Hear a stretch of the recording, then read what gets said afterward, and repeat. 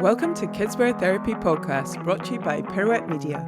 If you enjoy listening, please remember to follow, like, or even review us wherever it is you listen.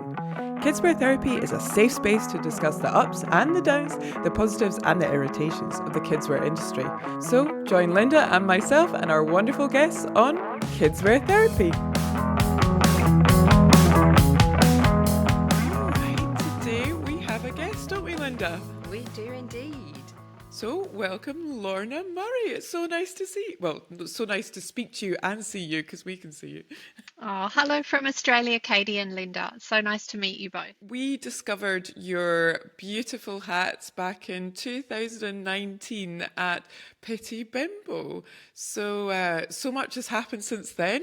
You know, we've seen them everywhere on Cathy Hilton, and you seem to be everywhere now. So we just want to know a little bit more about the backstory of the business.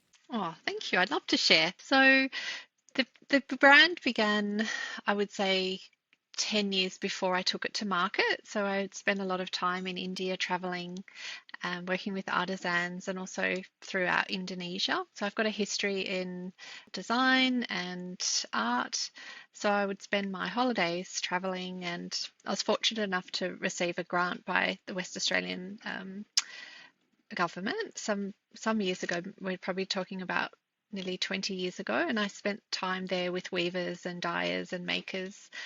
And that was really when I thought, I really would love to start a brand. And at that time, I was an art teacher. I'd been teaching for a long time. So I started to develop the hat, different shapes and weaving techniques, and working with the right grasses in Indonesia over a period of 10 years before I started to sell the hats into boutiques in Australia. And then from there, I started to receive interest from overseas. And so that way, that's really where the brand, I guess our first experience of overseas was going to Florence. Adele Gandolo of Pero in Italy invited me over. So that was your first. That's great. That's so amazing, isn't it? Yeah, it was so fun. Adele, so how did she find you? Well, she emailed me, and I sort of read the email and I thought, I'm not sure. Is it a spam? It sounded so interesting. So I replied, and because I had been a fan of Pero, the Indian brand, in the years prior, the level of detail and care, it's so gorgeous. So we got chatting, and she said that there was a show coming up and could we collaborate? So I jumped on a plane, and we had a fantastic time, and she believed in the brand and the hats right from the beginning, which was a real inspiration for me.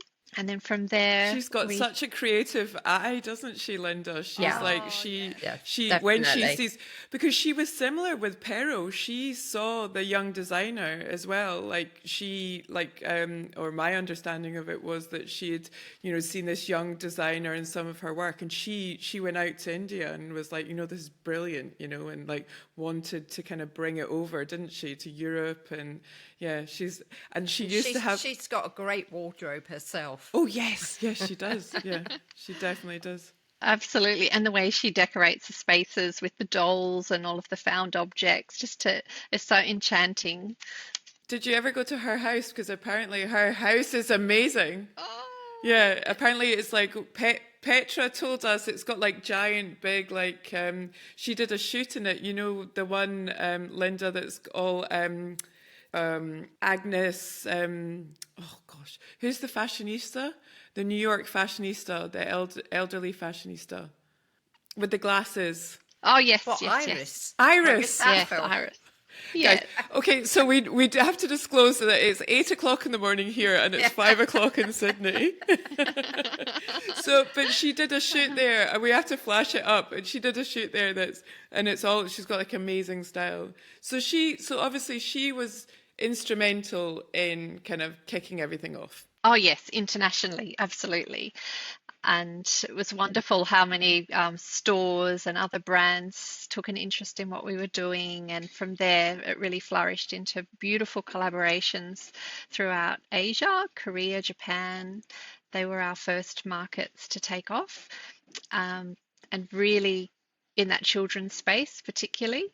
And then from there to now, it's like 6 years later, and we now stock to over 500 stores globally throughout the Middle East, across the United States, Europe. Yeah, so very fortunate to. That's quite amazing. So Mm, you actually grew during COVID, which is yes, quite amazing, really. yes, yes. So yes, It we. was such a difficult I can time. feel I can feel other brands out there going, "Oh, how? Tell us the secret." Yeah, it was very, very fortunate. Yes. So how instrumental then has social media been in the growth of your company? Oh, so instrumental because, Australia is a small nation of people, so we have a really avid following of, sustainably minded fans and other brands. But it was really instrumental. I can really almost remember the day well. One of a most beautiful, generous influencer from Korea reached out to us and on Instagram and said she'd like to come and meet me in Australia and bring the brand to Korea.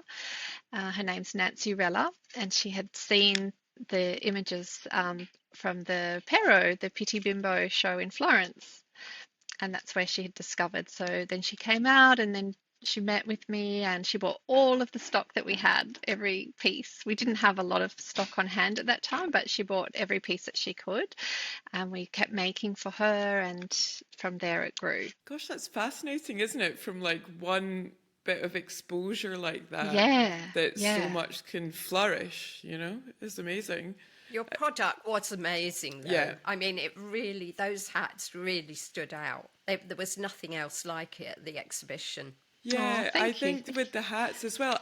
How did you develop the shape of the hat? Because I think that is the thing, is it's such a unique shape that it's so eye-catching. Yeah, so like growing up in Australia where it's surrounded by so much like beach and sun and outdoors, so and particularly in Western Australia where I grew up, it's one of the most sunny places on the earth. So we were, I guess, encouraged to always wear hats. And then as a avid traveler, taking like beautiful structured hats overseas was always really cumbersome, where to store them in the overhead locker or crush them in the suitcase. So I went about designing a hat that I could fold up but would still have like a beautiful structure and still look chic, rather than like a cloth bucket hat, which I love as well. But when you want to have, something a bit more dressy that feels like, a Panama hat is beautiful with the fibers, but it's hard to pack it. So I set about over 10 years to develop that Yeah, shape. well, it's definitely unique. It's beautiful. Love it. Thank you.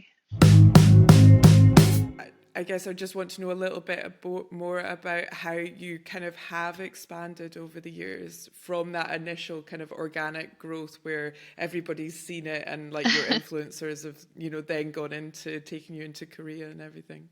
Yeah. Yeah, that's a good question. It takes me back. Wow. So I guess we're talking around 2018, 2019. And I was just a business trader. A sole trader. I didn't have any staff at that time. And we grew from one staff member the following year, who is still with me today, Karis, a beautiful team member that works in our Sydney studio.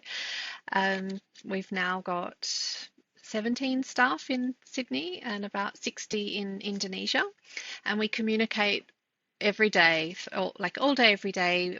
My wholesale team, my design team, online team, PR, we're all working together also with our team in Indonesia that works solely for us. And it's the same family that I began this whole project with. We're talking about 15 years ago now. So their little children, yeah, have grown up, and now they're no longer children. They've married, have their own children, and work in the business as well. So yeah, it's a pretty special story. Sorry, how did you begin doing the kids' hats? Yeah. Did you actually begin with the kids, or did you begin with adult and then thought, I'll pop some kids in? Yeah, so I was always making things for myself in the early days, things that I wanted to wear. And as I could see that like the popularity was growing, and there was an interest as well from mums that had kids, and they wanted to have hats for their children. So yeah, we set about making those, and there were some years there where it was 50-50 of the business was children and 50 was adults. So it's slightly different now. It's probably 70 adult and 30 children, 35 children. Yes, but all of the same markets that we sell adults into sell make purchases in that children's space as well. And we've been really fortunate to have lots of collaborations with children's brands. So it's really Yeah, special. the collaborations are always key, aren't they? We Yeah. say that to brands and Yeah. things. It's like, it's this like collaborations and moving forward. They just benefit everyone, and it's like grouping together on a project is so valuable, really. When you're Yes. talking about your business and what do you think are like some key factors to creating that like loyalty in a business where where you all stick together and for with the same goals? Yeah, I guess it's about having the same values and vision for the brand. So we really put a lot of effort into finding the right team members to join our teams, both in Indonesia and here in Sydney. So the Sydney team mostly come from creative backgrounds and a real passion for sustainability, natural materials. Working with our hands is really important. So there's just shared experiences of travel as well as design. A lot of the students that come to us as interns pick up work once their internships have Yeah, completed I as well. think it's always really valuable, isn't it, for like to have that really good team around you, isn't it? It's like it really does create for a successful business, doesn't it? Yeah, that's true. And what we found, the recipe that works for us is where team members come in, but we don't necessarily know where they'll fit in the longer term. But we start somewhere in the business and then we shift and move around. So it's very organic. Um, and so the team members that stay with us and they've been with us for years are fabulous because they have they're very nimble and agile and spontaneous, able to multitask, happy to jump into other departments, which builds their own understanding of business and design. I saw you have a huge amount of designs on the website now. And you've got little visors as well. And I was Yeah, scrolling through and I was like, wow, there's so many variations. I it's love the funny. super Yeah. large hat too. I Yeah, the sent a large picture one. to Katie. I was like, I know. oh, I would love the got a large big ones. hat. Like, yeah, it was amazing. It's incredible. They're So it was fun. funny. Yeah, So yeah. I was watching. So I'm like my secret like the thing is that I absolutely like I'm an avid like Bravo reality TV fan, and when Cathy Hilton first wore that hat, I got so excited. I was like, I know that's Lorna Murray's hat. That's Lorna Murray's hat. So how did that come about? How did you like? How did that come about? That did she get the hat, or is she because she's obviously your major fan, Yes, we love Kathy. number Yeah, one she's fan? gorgeous. Yeah.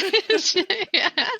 We sent her some pieces and that was a real success, a real hit. And watching like the funny memes that came out over the following the next couple of years was really playful. One Yeah. day the girls in the studio were a bit worried. They're like, "Oh, what's Lorna going to think when she comes in?" But I just thought it was hilarious. You know, people wearing pot plants and lampshades on their head, and it went really viral, which is really playful. And Yeah. then yeah, so then we decided that we would come together and design a collection together. And Oh wow. yeah, it grew to over 150 pieces. So it includes bags and hats and caps, fiber hats as well as cloth hats, beautiful Liberty fabrics that have formed the trims. She's a fan of Liberty designs. So it really was organic. And what started off with was a few ideas in the beginning became this expansive, fabulous collection that's really taken off. So we're just about to release another drop the second part of this collection. And is that majority, sorry, my voice is going, is that majority in the States, or is that like kind of worldwide? Oh, good question. So, a lot of it's the United States, but Australia as well, Yeah. and definitely Europe, definitely Korea. Yeah, so everyone's picked up the color that it's very really infused with lots of color, this collection. But yeah, I think largely I would say yes, the United States, but it's definitely a global appeal that this collection has. Yeah, I loved that episode where she took them, was when they all go on holiday or something, and then she gave like a signature hat for every one of the women. See, Linda doesn't watch this. No, she doesn't watch it. I love it. Like I at the moment, like I actually go back in time, like back to the original ones, and then Yes. I'm actually divulging too much, but I really at the So moment I'm good. re-watching Beverly Hills, and I'm just at the series that's before the pandemic, so I haven't quite got to the hats yet. That's much You later. really are a super fan. No, I am, honestly. It's terrible. It's like my kids. Yeah, I sneakily watch it, but my eldest daughter's on study leave at the Sneakily moment watch for it. exams, and her friends were, my friends were around, and they've been like, I've had it on in the background, and they've sussed out that I watched this, and they're like, oh gosh. But anyway, I don't care. They'll be I love hooked too if they watch it. So, yeah, well, now they keep asking me questions. They're like, "Oh, is Kyle and Brandy? Have they like da, da, da, da?" And I was like, "You know their names. You know their names." So yeah, it's good. It's very good. Good fun. So I guess I also wanted to talk a little bit, because obviously you are very into artisan and obviously the creation of your hats, but at the moment Yeah. everything is going very AI. And how you use AI in your business, and do you think it's kind of for good or for bad? Yeah, such a big question. And it is a question that it comes up in our team meetings. No, at the moment we don't. We don't use AI. We're so passionate about working with our hands, and our makers like the brand grew out of working with things that grow from the earth, and ultimately the products go back to the earth later on. It's all natural. So we haven't seen a need for it yet, but it's definitely on our radar, and we're aware of what's going on, and we're not opposed to it being out there, but it doesn't feel like it's part of our philosophy at the moment, our ethos. No, it's interesting. It's just such a discussion in all businesses at the moment, and it's like Yeah. even ourselves, we are like starting to use it and adopt it in different ways. And I was talking with a retailer recently where they can actually generate images, Yeah. so rather than having like a flat laid product, it generates a model, like a kid model wearing the look. It's like, Yeah. and actually it weirdly looks real. So it's like Yeah. That's the Il Gufo have done that for their campaigns. have they? Yeah. Really? I need to have a look, actually. So, but then obviously you must have to disclaimer that it's AI. And I was just wondering. They've said it's an AI campaign. Yeah, okay. The second time they've done it now. Because I kind of feel with it is like when it's really abstract, when it's like an AI image and it's like a kid, and like, because the WGSN do it, like they do it in like a trend, and it looks like a kid, but it's kind of, it's AI generated. I quite like it because it's like it's AI art. But when Yeah. it's actually generating like a real, like a look, but it's not, it's a kid, but it's not, there's an element of that you get worried that is that taking away the work from the photographers and the stylists, and obviously it's money saving, we all know I that, think it's but still you're just a like, bit limited because all the shots that Il Gufo used were cropped. And I think you didn't see the hands, for example. okay. And I think it's not quite perfect enough to do, a really natural looking shot. Yeah, I think well- you still can still tell, even with a good campaign. It takes away, I mean, at the moment, like when we discuss this as a team, we don't want to take away from the craftsmanship of the hand, like even the process of being engaged in the photo shoot and the styling. That's all part of, I think it exudes that authenticity that's so important to bakers, craftspeople. Yeah, so it's a dilemma. Yeah, we're almost at the point we're in our discussion where it's something that we're opposed to at the moment. We want to keep going the way, yeah, with the storytelling, the craftsmanship, the design, just maintaining that human touch. Yeah, we put in something the other day that we were like trying to test out for like some questions and things like that, and we were quite excited that actually it pulled a lot from Pirouette blog. So I was like, oh well, obviously the bots are pulling that all in. I was like, obviously Yeah. we're quite a good reference. So that's okay. Yeah, So that was that's true. It's a flattering. compliment. Yeah. Yeah. So I was like, I like it, but I don't like it, but I like it. Yeah. Yeah, I guess just a couple of things before we kind of close up. It was like, I guess we were wanting to know, because obviously, we were saying about, you're based in Australia, and I guess with this podcast as well, with, we've got brands listening to it, and we wanted to know from you, a couple of pieces of advice about breaking into different markets. Yeah, my overnight success took 10 years, I think is probably something to take away, because young designers can sometimes lose heart because it maybe hasn't taken off in the first year or 2 or 3, but if you love it and you have the tenacity to just keep going and you really believe in what you're doing, it takes years.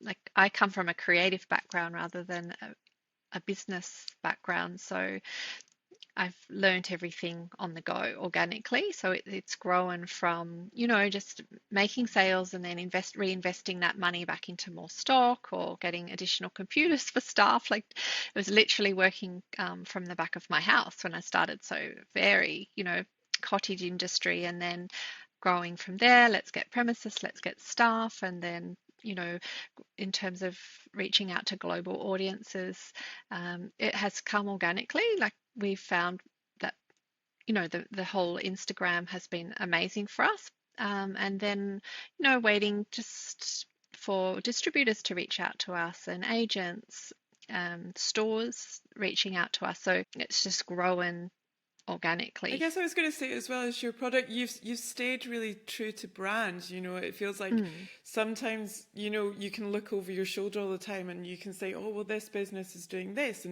and maybe we should do that or whatever. But it feels like with your business, you've really you've stuck at the strength in your product and your design and your aesthetic, and and the strength of sticking to that as well is that people kind of have come to you and said, oh, we really love it, Yeah, that's cool. Thank you so much. That's such nice feedback.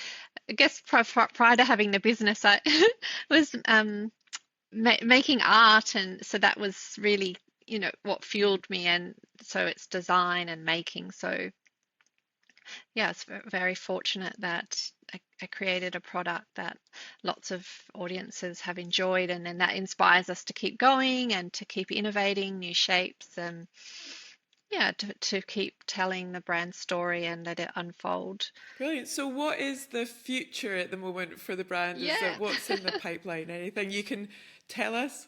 Ooh. So collaborations are a real passion of ours, and I think being an accessories brand it's a great one.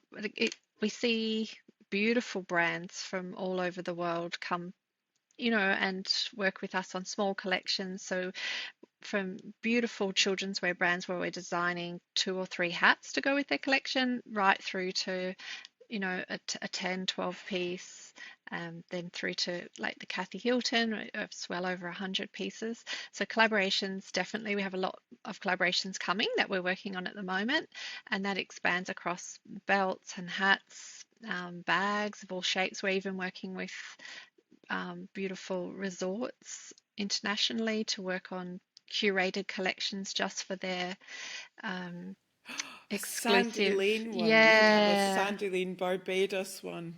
That's Yeah. a great idea. Yeah, So I much got a fun. little bit of FOMO of that. Wouldn't that be nice to have one that had like I quite like the branding on that. That'd be really nice. We should do one together, Katie. a Oh yeah, collaboration. actually, yes. Oh, we'd love to. We could do one all I together, a Kidswear therapy one. yeah, I Compare love how you outfits. That'd be amazing. and the Would you way like you've got house two outfits? hats Come on. yeah, exactly. Yeah, because you're really rocking that. I haven't seen anyone doing the two hats like that. Have you not? So there we go. There's a collaboration. I thought this was how they were meant to look. Looks great.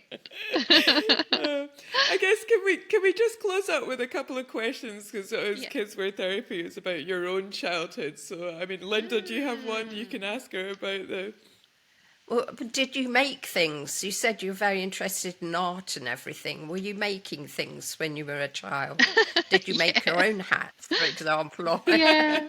Yeah. did you make artworks? And Well, thank you. It's so funny because when a friend reminded me to look back at my high school yearbook as a 17-year-old, and I said I wanted to, design hats and shoes, but I forgot about that for a couple of decades, just always through making and having exhibitions and being an art teacher. And so that was funny. And I used to draw little pictures of myself standing outside my hat shop, which she showed me these drawings and little paintings that I'd done. wow. I'd completely Do you forgotten still about. have them? Yeah, well, she had them. Did you She take a has picture them. of them? Oh, that's Yes, so yes. cute. We Yeah, need to so funny. send I them. I'd love completely to see them. forgot. But my mum recalls like stories of me making things from like 3 and 4. I was using sewing machine by 5. Yeah, Oh and wow. anything. If I didn't have the fabrics I wanted, I was cutting up, socks or cardboard, toilet paper rolls, and painting that was working with clay and I see your sticks and mum yeah, hiding the jeans and hiding yeah. the things. No, not Oh, these. all her best sewing scissors. Yeah. Yeah. Yeah, cutting up tin foil. Yeah, so always making from the beginning apparently. Isn't that funny how I think sometimes it's just inherent in some people like these skills and how their mind works or what they really enjoy, and you can kind of go off in different tangents to try and do Yeah. things, but it's like you end up in you kind Yeah. of end up doing what you can't Yeah. fight it if you're No. creative. You can't fight it. No, you need to do it. Yeah, and I guess my last question is what would you have anything that you would tell your 10-year-old self if you could? That time Oh, machine question that's I guess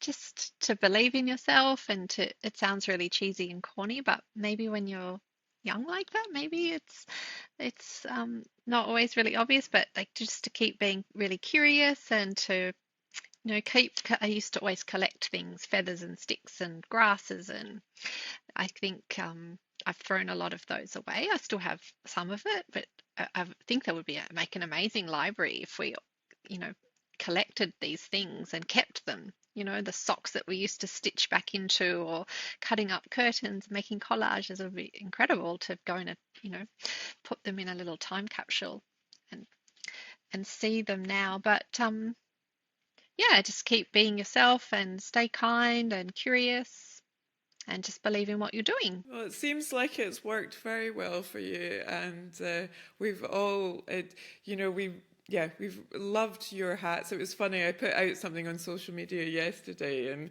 already there's just comments from people and stylists, and they're just like, oh, I just love Lorna Murray's hats, and Oh, they're just so unique. So yeah, it's it's been been so a fun pleasure watching chatting with you. stylists. Yeah. Oh, thank you so much, Kate. Oh, Sorry, stylists play with. yes, we love working with stylists and the way they interpret the shapes and just the way they bring the stories to life. Yeah, But yet nobody's done the double hat thing. not so much. A few No, photos floating around, but yeah, it suits you. Can you imagine doing that with the big giant one, the double hat Oh, thing? so good. yeah. So good. Just with feet, it would just be with feet Yeah. out at the bottom. Yeah. But like, get out of my way. Oh, that's so Oh, true. brilliant, Lorna, it's been an absolute pleasure to chat with you today. Yes, Thank you it so has. much for joining us, and Thanks so much, wishing you Katie. all the Thank best you, for the Linda. future. You too. Thanks And for have a coming great on day. Kidswear Therapy.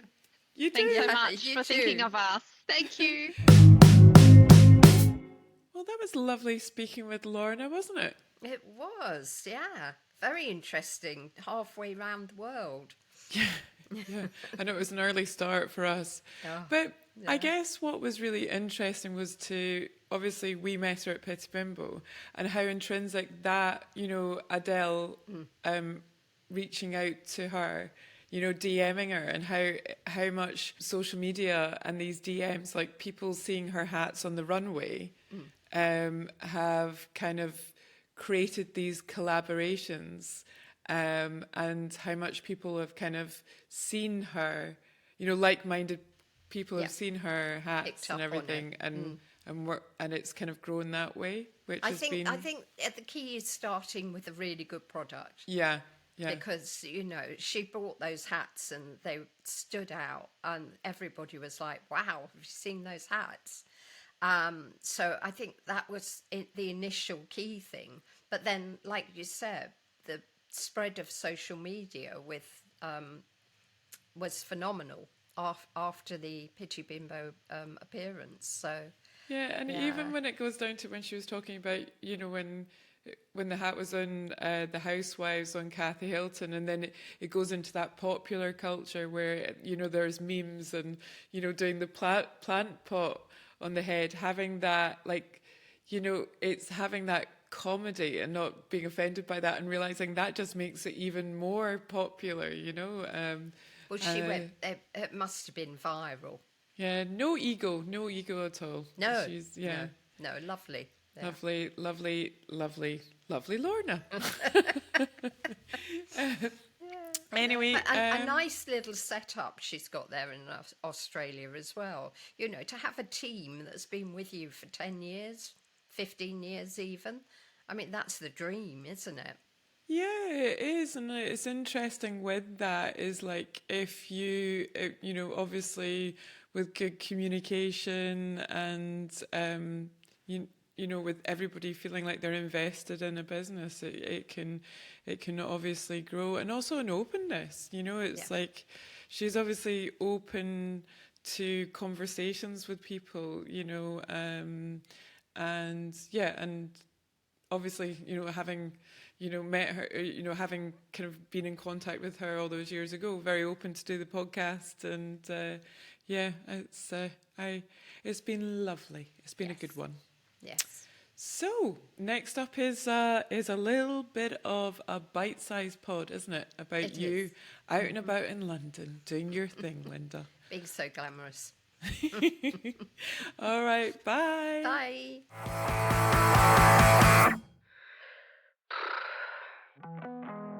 Thank you for listening.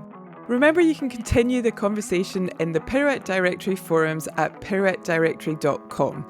If you've enjoyed our podcast and want to show some love, you can leave us a rating or review wherever it is you listen right now.